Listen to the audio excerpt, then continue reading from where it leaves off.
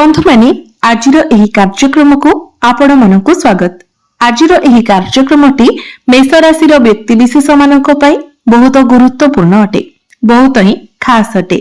कारण एही मकर संक्रांति परठारु आपणक जीवन रे एक बहुत बड़ परिवर्तन हेबाको जाउछि, जहा आपण कल्पना सुद्धा करि पारि नथिबे।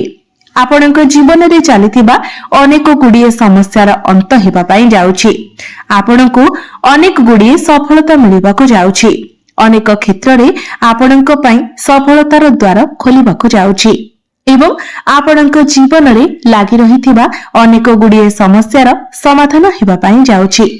तो बंधु माने एही मकर संक्रांति दिन सूर्य मकर राशि रे प्रवेश करिवे एवं आपणक जीवन को अनेक गुड़िए सफलता मध्य आनिदेबे।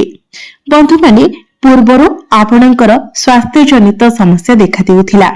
गळारे आपण जंत्रणा अनुभव करुथिले, पिठी आंठू गंठी ए सबरे आपण जंत्रणा अनुभव करुथिले, किंतु आपण लक्ष्य करिवे एही मकर संक्रांति परठारु आपणकर स्वास्थ्य रे सुधार आसीबो। आपणकर इम्यूनिटी सिस्टम स्ट्रांग रहिबो। कारण एही मकर संक्रांति परे परे आपणकर राशिर अधिपति प्रथम भावर अधिपति मंगल दशम भावरे गोचर करिवे। आपणकर दशम भावरे मंगल उच्चस्थ होइजिवे, जहा फଳରେ आपणकर इम्यूनिटी सिस्टम स्ट्रांग रहिबो। पूर्वरु आपणकर जहा भी स्वास्थ्य जनित समस्या लागि रहितिला से सब दूर होइजिवो। आपण निजको स्वास्थ्यवान अनुभव करिवे। विद्यार्थी मानक पाई मध्य एही मकर संक्रांति परठारु समय बहुत भल रहिबो। कारण आपणकर पंचम भाव शिक्षा भावर अधिपति हेउछन्ति सूर्य एवं एही मकर संक्रांति दिन सूर्य आपणकर दशम भाव को प्रवेश करिवे। तो दशम भावरे सूर्य आपणको अनेक गुड़िए शुभ फल प्रदान करिवे। आपण आपणकर शिक्षा क्षेत्र रे बहुत अधिक सफलता लाभ करिवे। ए मकर संक्रांति परे जदि आपणकर किछि एग्जाम अछि, कॉम्पिटिटिव एग्जाम अछि, सरकारी स्तर रे कोनोसी परीक्षा अछि, प्रतियोगिता मूलक परीक्षा अछि, तो निश्चित भाबरे सेथिरे आपणको निश्चित भाबरे आपण उत्तीर्ण हेबे। आपणको शुभ फल देखिबाको मिलिबो। एही मकर संक्रांति परे जदि आपण किछि एडमिशन नेबा पई चाहुचंती, किछि फॉर्म फिलअप करबा पई चाहुचंती, तो समय आपणक पई बहुत भल रहिबो। तो आपण पाठ पढ़ा रिलेटेड आपणकर कैरियर रिलेटेड जहाँ भी स्टेप नेबा पई चाहुचंती, एही मकर संक्रांति परे आपण नै परिबे। कारण भाग्य आपणको साथ देबो। पाठ पढ़ारे आपणकर एकाग्रता बढ़िबो। पाठ पढ़ारे आपण निजर लक्ष्य मध्य हासिल करि परिबे। प्रेम जीवन कथा जदि कहिबा तो प्रेम जीवन रे आपणको टिके सतर्क रहिबार अछि। जेहेतु आपणकर प्रेम भावरे अर्थात आपणकर पंचम भावरे केतु गोचर करूछंती। केतु हेउछंती पापी ग्रह, मुंड विहीन ग्रह, छाया ग्रह। तो से आपणक मध्यरे कन्फ्यूजन क्रिएट कराइबे। आपणक मनरे संदेह उत्पन्न कराइबे, शंका उत्पन्न कराइबे। आपण निजर पार्टनर को नेकी संदेह करि पारंती। आपणकर मन को शंका मध्य आसी पारे, जहा फଳରେ आपणकर संपर्क खराब हेबार संभावना रहुछि। तेणु आपण जेते पारिबे निजर पार्टनर को बुझिबाको चेष्टा करंतु। तृतीय पुरुष को आपण निज भीतर को आसीबाको दियंतु नाही। अन्य कहार कथा सुनी निजर पार्टनर को आपण डाउट करंतु नाही।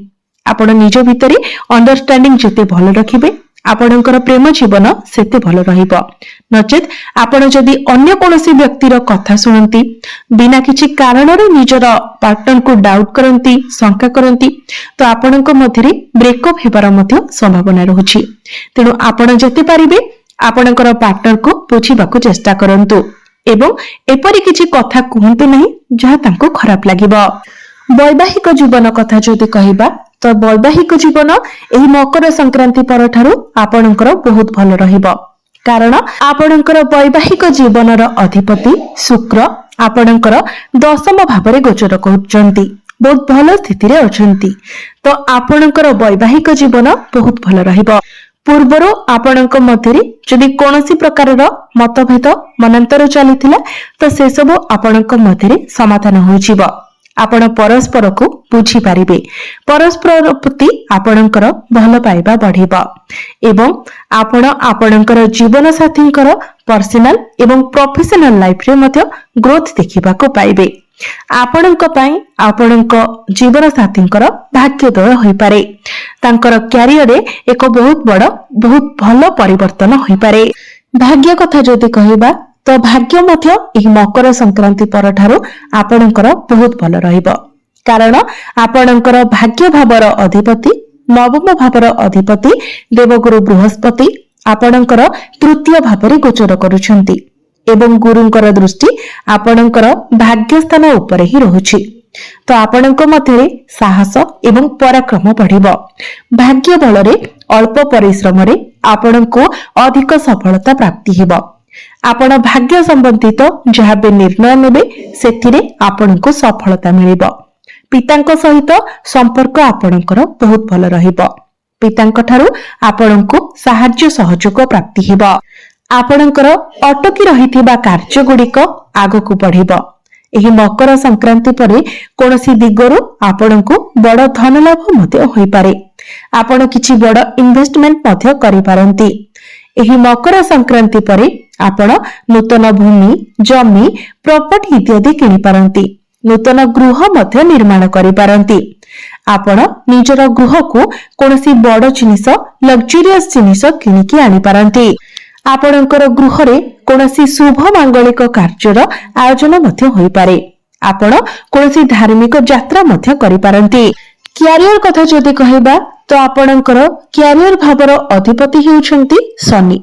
शनि आपणकर द्वादश भावरे गोचर करूछंती एवं वर्तमान आपणक राशि रे शनि 7.5 प्रथम चरण चलुछि।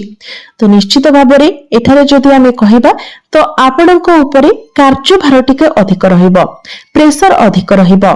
आपण टिके थक्कापणर अनुभव करि पारंती। आपणको एपरि लागिबो जेपरि आपणको दरकार ठारू अधिक काम मिलुछि एवं जाहाको करबा पई आपणको भितरे टिके आलस्य मध्य देखा देई पारे। किंतु मन रखंतु आपण निजर काम को नटा जदि सब किछि को एक्सेप्ट करंती एवं निजर कर्म को ठीक भाबरे करि चलंती तो निश्चित भाबरे आपण को बहुत अधिक सफलता मिलिबो। कारण शनि हेउछंती कर्म कारक ग्रह। तो आपण को कर्म को ठीक भाबरे करिवार अछि, तेबे जाई शनि आपण को बहुत अधिक शुभ फल प्रदान करिवे। सबुठारु बड़ कथा हेउछि सूर्य एही मकर संक्रांति को आपणकर दशम भावरे प्रवेश करिवे। तो आपणक मध्यरे कॉन्फिडेंस लेवल बढ़िबो, आपणक मध्यरे आत्मविश्वास बढ़िबो। आपण निजर काम को बहुत कॉन्फिडेंट भावरे करिवे। मकर संक्रांति परे परे मंगल मध्य आपणकर दशम भाव को चली आसीबे। तो आपणक मध्यरे एनर्जी लेवल मध्य बहुत भल रहिबो।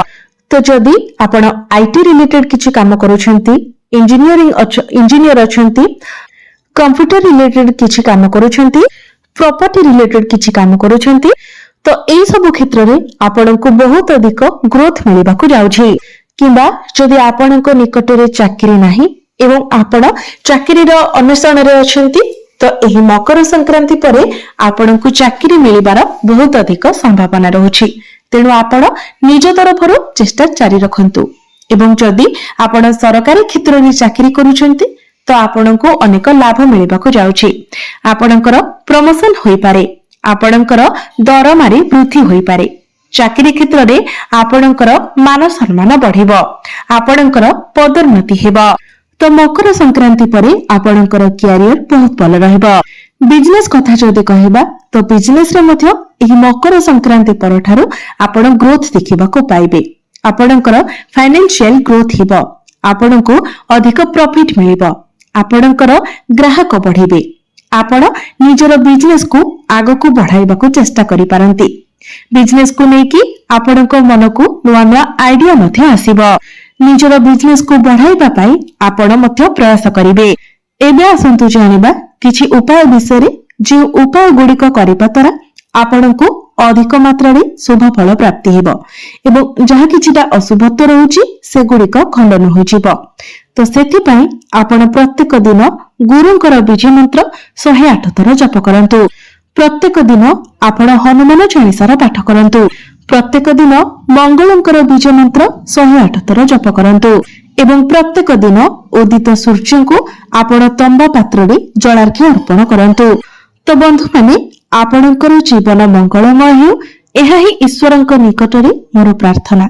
धन्यवाद।